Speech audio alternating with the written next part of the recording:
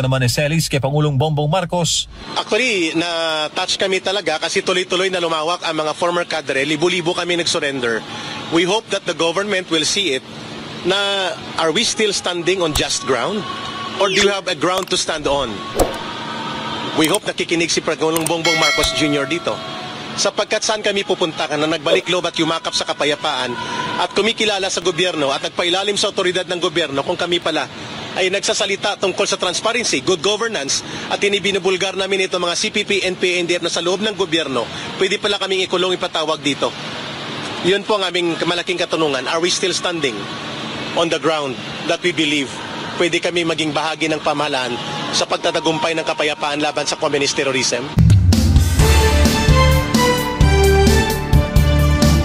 Araw na naman, nagbo-broadcast pa rin ang SMNI, tagumpay pa rin ang demokrasya.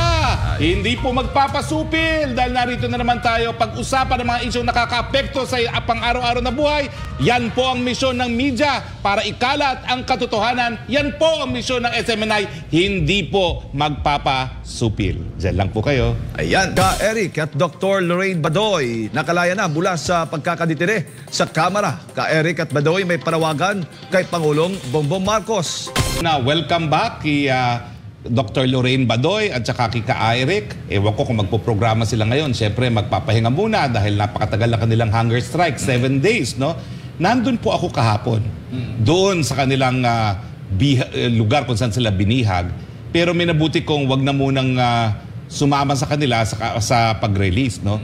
Kasi hindi tama na naging desisyon ng pag-release ay humanitarian grounds daw. Excuse me. Dumulog na po kami sa hukuman, sa habeas corpus. At ang katotohanan niyan, ayaw nyo lang siguro mapahiya kaya pinalabas nun niya yung dalawa, no? Alam nyo po, magbabasa lang kayo ng kaso eh. Ang bagong kaso tungkol sa pagdedetena ng Kongreso ay yung Lincoln Ong versus Senate. Ito po yung investigasyon sa Farmally at malinaw na malinaw sinabi ng Korte Suprema ron, bagamat meron kayong kapangyarihan na magpakulong dahil sa contempt of Congress, kinakailangan bago magpakulong, bibigyan ng pagkakataon ang mga ikukulong na marinig yung due process dahil no one shall be deprived of life, liberty, or property without due process of law. Ang ibig sabihin lang po nyon, show cause. Bakit hindi ka dapat ma-cite in contempt? Sabihin mo sa amin kung bakit. Wala pong ganun. Mantakin mo. Si Lorraine Badoy, sa issue ng kung whether or not may advertisement sa programa, sinabing nagsinungaling at pinakulong. At syempre, alam naman natin na ito naman kay Ka-Eric, shield law Sabi na nga ng batas, hindi po pwedeng pilitin Bakit? Kakaiba ba ang Kongreso? Ikaw nga gumawa ng batas, Kongreso, ba't hindi mo alam kung anong ginawa mong batas? So, hindi po utang na loob ng sambayan ng Pilipino ang pagpapalaya sa dalawang ito. Ang saligang batas pong nagsasabi na lahat ng tao merong kalayaan na hindi po pwedeng ipagkait without due process of law. So kasi kung mag-i-stay ako doon, baka sabihin nila ako'y nagmamano rin sa Kongreso. Wala pong nagmano. Wala pong humingi ng patawad. Sila po ay kusang pinalaya. Bakit? Ayaw nilang mapahiya. Pong such a thing as institutional integrity. Abay, sasabihin ng mga justices, ano ba ito? Hindi nagbabasa ng aming desisyon. Kabago-bago na aming desisyon. Hindi binasa, hindi pinatupad. Pero ano po mangyari sa kaso? Well, yung Farmally po, yung Lincoln Ong versus Senate, dinesisyonan po yun, bagamat pinalaya na rin si Lincoln Ong. Bakit? Kasi meron pong mga pagkakataon na sabi ng Korte Suprema, unang-una, napaka-importante ng issue. Ito po ang pinaka-importanteng issue, yung shield law. Kung ang Kongreso ba ay exempted sa coverage ng shield law na po pwede lang ipakulong ang mga testigo kapag ayaw ibigay ang source ng mga mamamahayag. At siyempre po, yung pagkait ng due process doon sa mga kinulong bago sila ikinulong. Ang tanong, paano mo maibabalik ang 7 araw na pinagkait ang kalayaan dito sa dalawang ito? Kaya nga po, yung marami na mga kaso na sabi ng Korte Suprema, miski rendered moot in academic ang kaso, kung ito po pwede ulitin at magiging mailap sa judicial review, capable of repetition and yet evasive of judicial review, nagdidesisyon pa rin ang hukuman. Sana po ganyan nga mangyari. Lalong-lalo na po na pinag-uusapan ay isa sa pinaka-importanteng karapatang pantao, yung kalayaan ng mga mamamayan. So hindi po utang na loob yan yung pagpapalabas sa dalawang yan. Hindi po yan dahil humanitarian grounds. Ang katotohanan, alam nila that there will be a day of reckoning. At alam nila na baka mapahiya ang kanilang Kamara de Representante, mantakin mo, mambabatas, hindi nagbabasa ng batas dahil po ang desisyon ng Korte Suprema, yan po ay batas. Oh. Anyway, mas mabuti naman din po na nakalaya na sila. I will grant that dahil siyempre wala pong katumbas talaga ang kalayaan, no? Kaya nga naman po nakaukit yan sa saligang batas, hindi po pwedeng ipagkait ng hindi binibigyan ng pagkakataong madinig ang mga ikukulong. Attorney. So, welcome back, Lorraine, and welcome back, Ka Eric. At kasunod nga ang paglaya ni Ka Eric at Dr. Lorraine mula dyan nga sa isang linggong pagkakabilanggo, Attorney, may pahayag din sila kagabi. Pagkatapos ng isang linggong pagkakadetine sa loob ng Kamara, ay nirelease na ng House of Representatives ang dalawang SMNI hosts na sina Jeffrey Ka Eric Celis at Dr. Lorraine Badoy. Umeere sa SMNI sina Celis at Badoy sa Laban Kasama ang Bayan, programang inilaan para sa information war kontra CPP, NPA, NDF.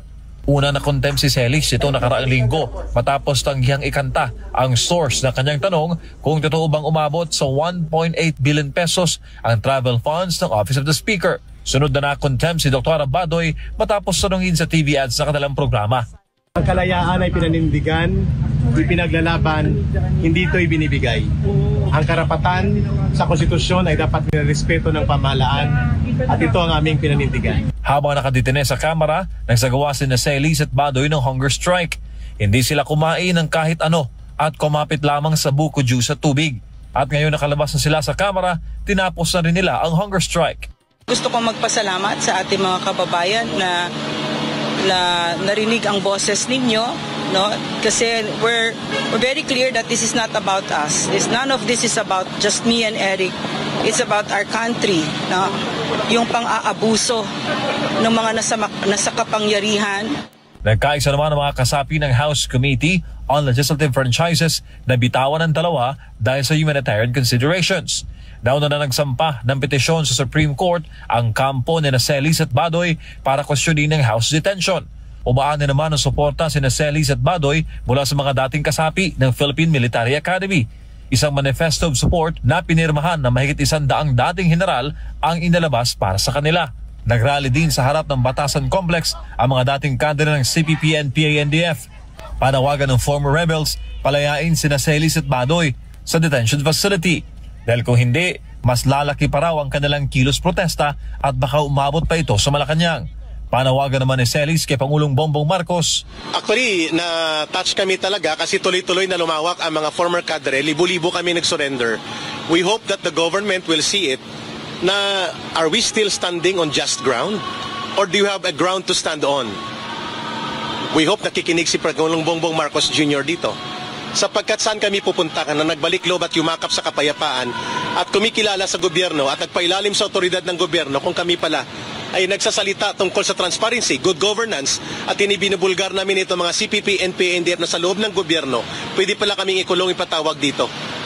Yun po ang aming malaking katanungan. Are we still standing on the ground that we believe pwede kami maging bahagi ng pamahalaan sa pagtatagumpay ng kapayapaan laban sa communist terrorism? Uuwi muna ang dalawa sa kanilang pamilya para ipagdiwang ang holiday season. Bagamat pinalaya na sila sa Kamara, magpapatuloy raw ang petition for certiorari nila sa Supreme Court para iprotesta ang mga araw na sila'y kinulong.